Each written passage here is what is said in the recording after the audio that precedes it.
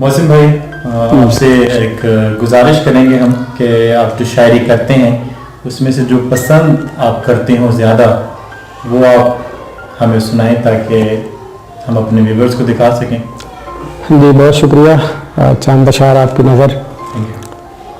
उनके दर को दवा समझते थे, उनके दर को दवा समझते थे, यानी दार शिफा समझते थे। वाह।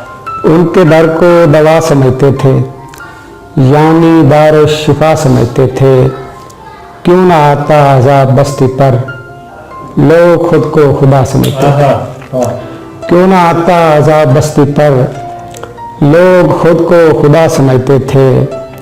वो भी अपनी कबील का निकला, वो भी अपनी कबील का निकला, हम जिसे पारसा समझते थे। वाह, बहुत शुक्रिया। वो भी अपनी कबील का निकला, हम जिसे पारसा समझते थे। और शेर देखिएगा उमर भाई कि हम पहनते थे जूते अब्बा के। वाह। हम पहनते थे जूते अब्बा के और खुद को बड़ा समझते थे। वाह। हम पहनते थे जूते अब्बा के और खुद को बड़ा समझते थे।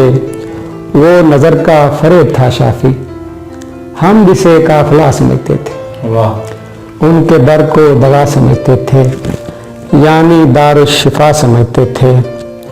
क्यों ना आता आज़ाब बस्ती पर, लोग खुद को खुदा समझते थे। बहुत शुक्रिया शाफी भाई।